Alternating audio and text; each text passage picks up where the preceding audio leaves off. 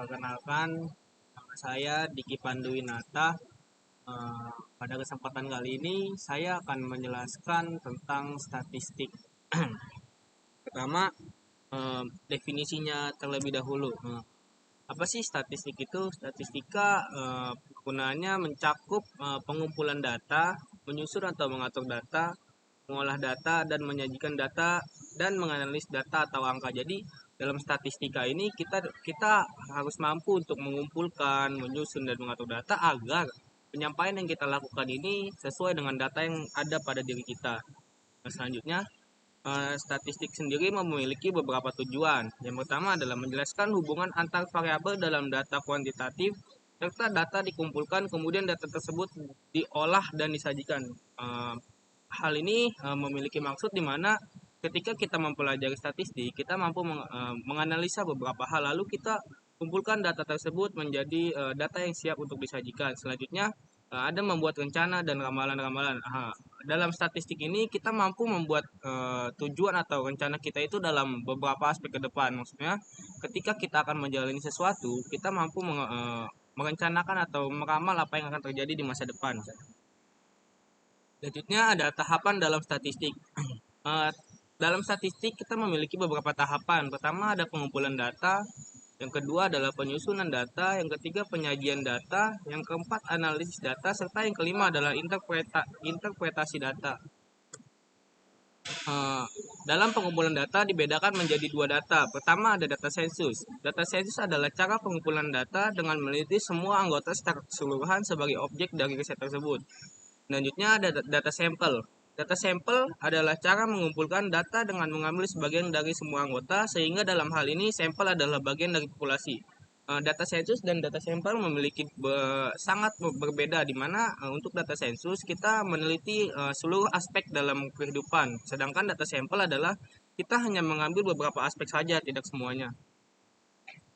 Jadi selanjutnya ada penyusunan data. Dalam penyusunan data ini merupakan proses lanjutan dari tahap yang pertama. Setelah data dikumpulkan, maka data tersebut disusun dengan rapi supaya mudah untuk dibaca secara visual.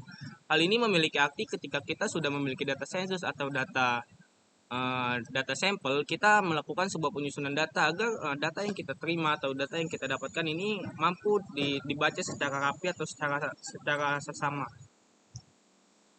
Selanjutnya adalah penyajian data. Tahap penyajian data artinya data yang telah disusun bisa disajikan dan disebarluaskan dengan mudah secara visual.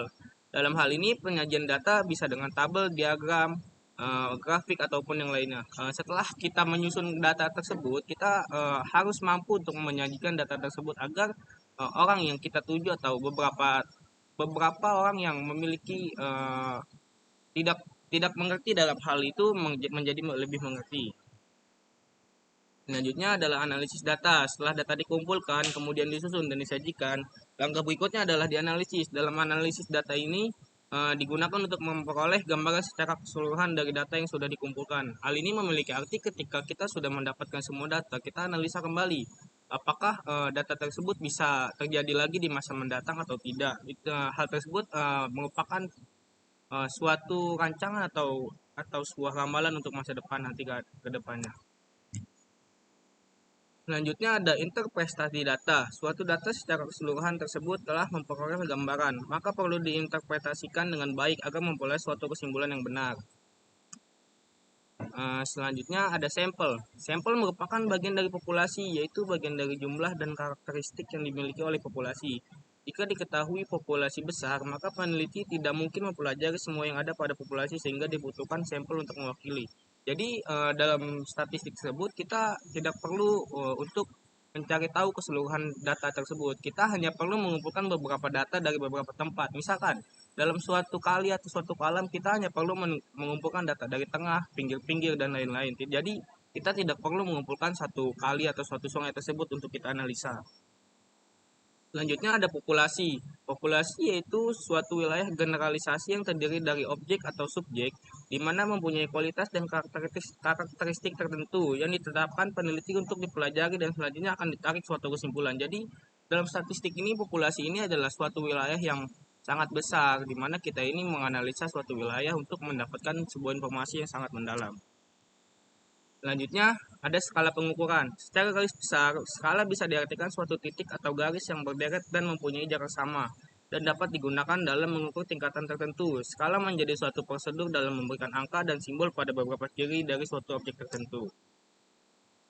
Selanjutnya ada penyajian data. Dalam penyajian data ini dibedakan menjadi beberapa hal. Pertama ada distribusi frekuensi, lalu ada ukuran tendensian sentral atau min, selanjutnya ada ukuran tendensian sentral median dan modus, selanjutnya ada ukuran letak yaitu kuartil, desil, dan persentil, selanjutnya ada ukuran penyebaran yaitu standar deviasi, selanjutnya ada ukuran penyebaran varian, selanjutnya momen, ukuran kecondongan atau kurtosis, selanjutnya tingkat kemiringan atau skewness. Distribusi frekuensi adalah penggunaan cara tertentu untuk mengelompokkan data hasil pengukuran atau perhitungan menjadi kelas-kelas. Jadi ketika ada suatu data yang memiliki kesamaan, maka hal tersebut bisa kita satukan menjadi kelas-kelas. Selanjutnya ada ukuran tendensial sentral atau min. Min yaitu suatu kata hitung dari suatu data. Jadi ketika ada banyaknya data, kita jumlahkan data tersebut lalu kita bagi. Berikut adalah rumus-rumus dari min. Yang pertama ada data tunggal. Pertama, untuk mencari nilai rata-rata, kita cari dulu nilai data ke I, lalu dibagi dengan banyaknya data. Misal kita mempunyai 10 data, kita tambah dulu dari data tersebut, lalu kita bagi dengan 10 data tersebut. Selanjutnya ada data kelompok. Untuk menghitung data kelompok, kita harus mengetahui dulu frekuensi kelompok data ke I atau data kelompok ke berapa. Selanjutnya kita kalikan dengan nilai rata-rata, lalu kita bagi dengan nilai tengah kelompok data ke I. Selanjutnya ada ukuran tendensial sentral, median, dan modus. Median adalah suatu nilai tengah dari banyak kumpulan data. Maksud dari nilai tengah adalah ketika kita memiliki banyaknya data, kita mencari nilai tengah. Untuk pertama ada data tunggal. Untuk data tunggal kita bagi menjadi ganjil dan genap. Untuk ganjil, mediannya adalah data ke, misalkan kita mempunyai data ke 10, data ke N, berarti N plus 1 kita kurangin. Atau misalkan kita punya data 9 untuk ganjil. 9 berarti nilai tengahnya itu adalah angka 5. Itu adalah nilai tengah. Selanjutnya ada N genap. Kita memiliki rumus data setengah N plus data ke setengah N plus 1 dibagi 2. Itu adalah untuk mencari median nilai genap. Selanjutnya adalah data kelompok. Untuk median data kelompok, kita harus mengetahui beberapa hal, yaitu data kelas bawah kelas median. Selanjutnya ada frekuensi kumulatif kurang dari kelas median. Selanjutnya ada frekuensi kelas median. Itu adalah beberapa rumusnya. Nah, selanjutnya ada modus. Modus berasal dari kata mode yang artinya merupakan nilai variabel yang mana mempunyai suatu frekuensi tertinggi dari sekumpulan distribusi frekuensi. Hal ini memiliki arti modus adalah angka atau data yang sering muncul dalam suatu data. Selanjutnya untuk menentukan modus data tunggal, kita hanya perlu melihat data mana yang paling sering banyak muncul. Selanjutnya ada modus data kelompok. Kita harus mengetahui beberapa bagian untuk mengetahui untuk menghitung modus data kelompok. Yang pertama adalah batas bawah kelas modus data kelompok, selanjutnya selisih frekuensi kelas modus dengan selisih sebelum kelas modus, lalu selisih frekuensi kelas modus dengan setelah kelas modus, dan panjang kelas. Selanjutnya adalah ukuran letak, kuartil, desil, dan persentil. Untuk ukuran letak sendiri, kuartil sendiri memiliki 3 kuartil, yaitu kuartil bawah, kuartil tengah, dan kuartil atas. Berikut adalah untuk menghitung kuartil tersebut. Selanjutnya ada desil. Desil adalah perbedaannya itu desil lebih ke menghitung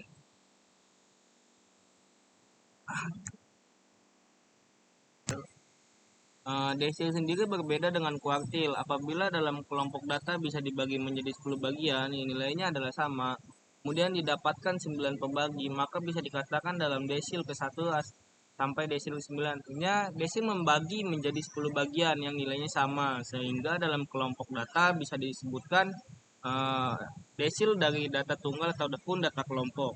Ini adalah rumus untuk data tunggal.